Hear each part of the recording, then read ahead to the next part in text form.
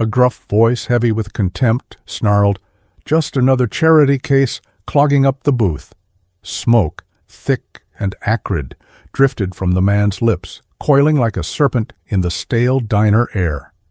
He leaned over, his leather jacket creaking, his eyes like chips of dirty ice fixed on Sarah. "You think that blind old relic you're with," whispering his war stories, "is going to pay your bill? Or maybe you think that pretty face of yours is currency here?"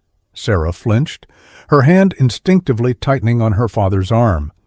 Arthur, her father, sat still, his sightless eyes directed forward, a man carved from quiet sorrow and an even quieter dignity.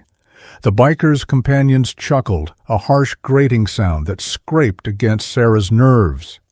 The air thickened, heavy with their menace, with her fear, with the unspoken plea for simple decency. The world seemed to shrink to this greasy spoon diner, this moment of casual cruelty. Comment respect if you believe that every soul deserves dignity, especially those who have sacrificed for others. Arthur Miller had once been a man who commanded. Attention, whose voice echoed with authority across training fields and later across far more dangerous landscapes. His uniform, now packed away in a cedar chest, bore the decorations of a man who had walked through fire and emerged not unscathed, but unbroken. He had served 2 tours a lifetime ago in conflicts that were now mere footnotes in history books for most, but vivid, visceral memories for him. The last one had stolen his sight, but not his spirit. Now, in his late 60s, he lived a life of deliberate quietude in a small, unassuming bungalow with his daughter, Sarah. She was his eyes, his companion, his fierce protector. Her days were a tapestry woven with his needs, reading to him, guiding his steps, managing their meager finances, a pension that barely stretched. She did it all with a love as steadfast as the North Star. Their weekly treat was Sunday breakfast at O'Malley's, a roadside diner smelling of coffee, frying bacon, and worn vinyl. It was usually a pocket of peace, a small joy in their constrained world. Today, however, peace had been rudely shown the door. The jingle of the bell above the diner door had announced their arrival, 3 of them, bikers. Not the amiable weekend warrior types, but men who wore their aggression like a second skin. Their laughter was too loud, their language coarse, their presence immediately sucking the warmth from the room. They sprawled into a booth near the window, their eyes scanning the diner's occupants with a predatory laziness, dismissing most, lingering on Sarah with an uncomfortable intensity. Arthur, sensing the shift in atmosphere, had merely continued to sip his coffee, his head slightly tilted, as if listening to a frequency others couldn't perceive. Sarah had tried to shrink, to make herself and her father invisible. A futile wish. The largest of the bikers, the one with the serpent tattoo coiling up his neck, soon swaggered over. He'd started by accidentally knocking Arthur's white cane to the floor, offering a sneering, insincere apology. Then the taunts began, quiet at first, like the hiss of a leaking pipe, then louder, bolder. "Hey, Pops, can't see what your pretty little girl is up to, can you?" one jeered. "Maybe she needs some real men to look after her." Sarah's cheeks burned. "Please," she'd murmured, "just leave us alone." Arthur placed a calming hand on hers. "Ignore them, Sarah. Their words are empty." But the words weren't empty. They were barbs designed to wound, to provoke. The leader, his name probably something like Razor or Spike, leaned closer, his breath smelling of stale beer and malice. "What's the matter, old man? Cat got your tongue? Or did they take that? In the war, too?" The atmosphere in the diner had become a taut wire, vibrating with unspoken fear and resentment. Other patrons hunched over their meals, pointedly avoiding eye contact. Yet their disapproval was a palpable force, a silent condemnation of the bikers' boorish behavior. The waitress, a woman named Flo, who usually had a joke and a smile for Arthur, looked pale and anxious, hovering near the kitchen door. The bikers, emboldened by the lack of overt resistance, grew more audacious. One of them, a wiry man with a cruel smirk, reached out and flicked Sarah's ponytail. "Nice. Very nice," he leered. Sarah recoiled as if struck. Arthur's head snapped up, his sightless eyes seeming to bore into the space where the biker stood. His voice, though still quiet, held a new edge, a finely honed blade of steel. "That's enough," the lead biker laughed, a harsh barking sound. "Oh, is it now? What are you going to do about it, Grandpa? Bore us to death with tales of your glory? Days?" He took another step, looming over their table, deliberately invading Sarah's space. "You people, always expecting a handout, always expecting respect you haven't earned. This diner's for paying customers, not freeloaders and their baggage." He gestured dismissively at Arthur. Sarah felt a cold knot of anger and fear tighten in her stomach. She looked around desperately, but no one met her gaze. They were alone, islands in a sea of silent witnesses. The biker leaned down, his face unpleasantly close to Sarah's. "Maybe your daddy here needs a lesson in modern manners, and maybe you do too." His hand moved as if to grab her arm. It was in that precise moment, when the coarse hand reached for her, that Arthur spoke again, his voice preternaturally calm amidst the rising storm. "Sarah," he said, his tone low, but carrying an undeniable weight of command that momentarily stilled the biker. "The small black notebook in my left jacket pocket. There's a number on the first page. Call it." The lead biker scoffed, pulling back slightly. "Oh, what's this? Calling for backup? Who are you going to call, sweetheart? The knitting club, the bingo hall, police?" His companions roared with laughter. Sarah's hands trembled as she reached into her father's pocket. The worn leather of the notebook felt cool against her clammy palm. Her fingers, clumsy with adrenaline, fumbled with the pages until she found it. A single name, Peterson, and a string of digits. Tears pricked at her eyes, tears of frustration, of fear, but also a burgeoning, desperate hope. She pulled out, her own cheap cell phone, her thumb hovering over the keypad. "Go on, little girl," the biker sneered, folding his tattooed arms. "Entertain us. Let's see who this mighty protector is." Sarah took a deep breath, the scent of stale grease and cheap coffee filling her lungs, and punched in the numbers. The phone rang, once, twice. Her heart hammered against her ribs like a trapped bird. Then a click, a crisp, professional voice. "On the other end? Secure line. Identify." Sarah swallowed hard. "This is Sarah Miller," she managed, her voice barely a whisper yet firm. "Arthur Miller's daughter. We're at O'Malley's Diner, Highway 17, just outside town. There's trouble. My father asked me to call this number." A pause on the other end, so brief it was almost imperceptible. Then, "Understood? Miss Miller, stay on the line if possible. Help is being routed." The lead biker, seeing Sarah on the phone, her face pale but resolute, let out another derisive laugh. "Who'd you get? The local dog catcher? Maybe the Avon lady?" He winked at his cronies. "She's probably calling her mommy to come pick her up." But the tension in the diner had subtly shifted. The other patrons, sensing something was afoot, watched with a mixture of apprehension and morbid curiosity. Flo, the waitress, edged a little further out from the kitchen. Minutes stretched, each one an eternity. Sarah kept the phone pressed to her ear, listening to the silence on the other end, a silence that felt strangely reassuring. Then, a distant sound, faint at first but growing rapidly, a rhythmic thrumming, not the roar of motorcycles, but something deeper, more powerful, more organized. The bikers exchanged uneasy glances. The thrumming grew into the distinct beat of multiple heavy vehicle engines approaching, fast. Heads in the diner turned toward the windows, two sleek black SUVs, devoid of any markings but bristling with an understated authority, screeched to a halt in the gravel parking lot, flanking the bikers' haphazardly parked motorcycles. Doors opened with military precision, and four men in dark, impeccably tailored suits emerged. They moved with a purposefulness that brooked no argument, their eyes scanning the diner's interior even before they reached the door. The lead biker's smirk faltered. "What the hell?" he muttered, his bravado beginning to fray. The diner door swung open, not with a jingle this time, but pushed with a firm, authoritative hand.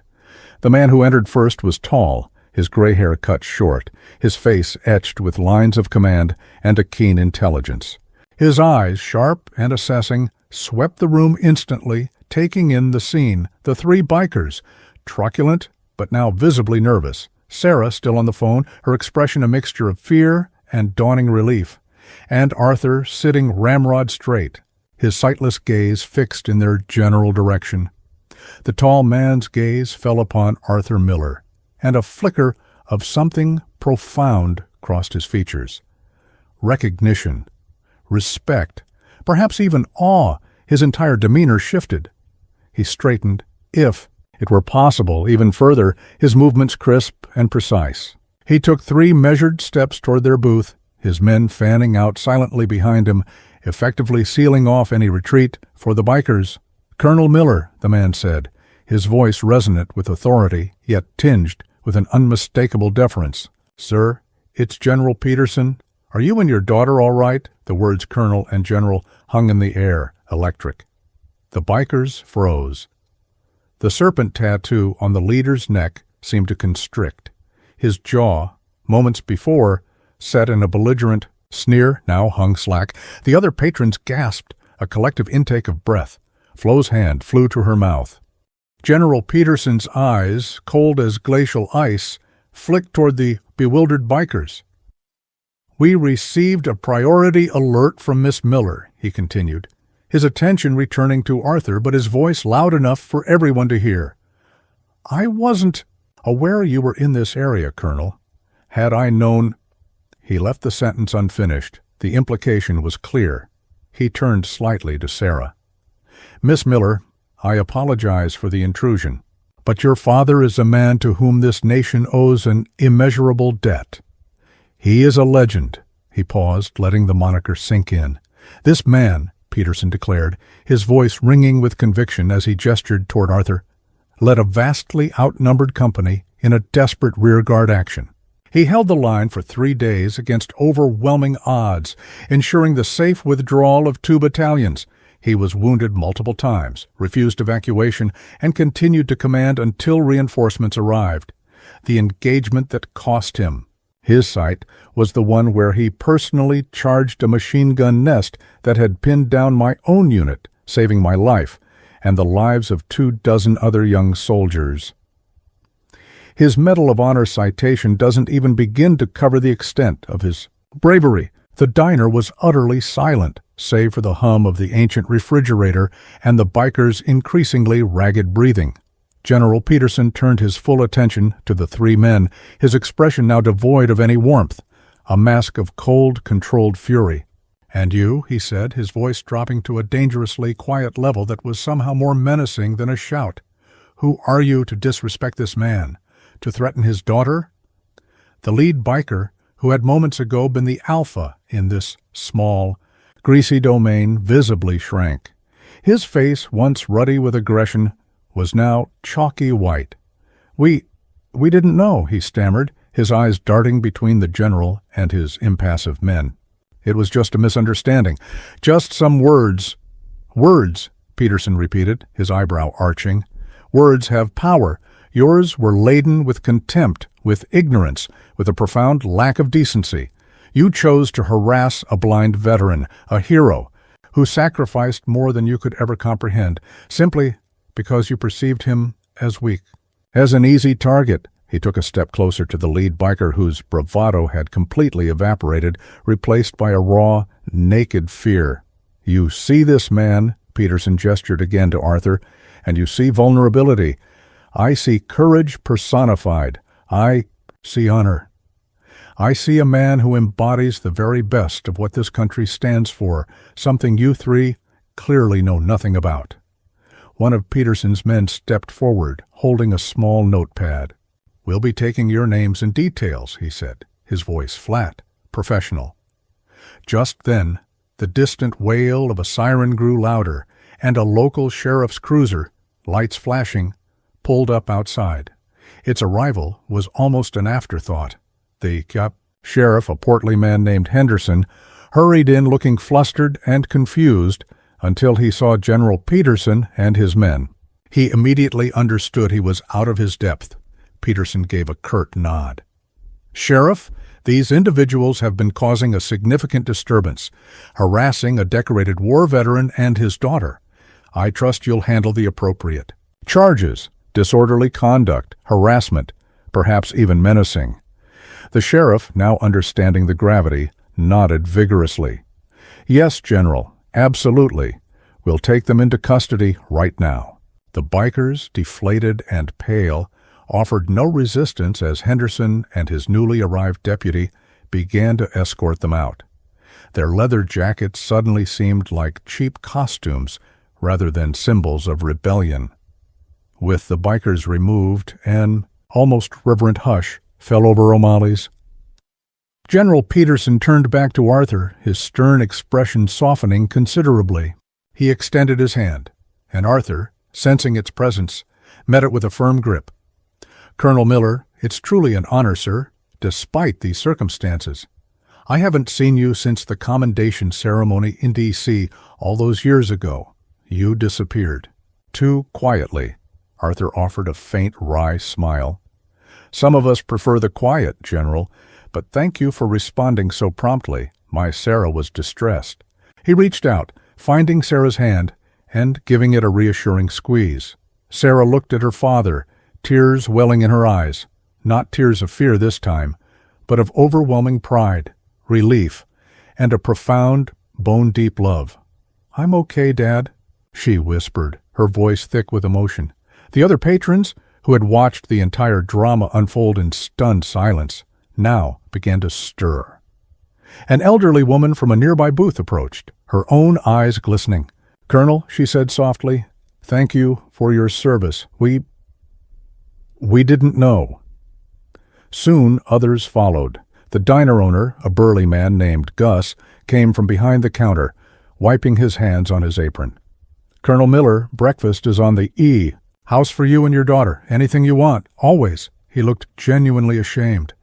I should have stepped in sooner. I'm sorry." Arthur simply inclined his head. "Kindness is always welcome, Mr. O'Malley, and courage isn't always about grand gestures. Sometimes it's just about speaking up."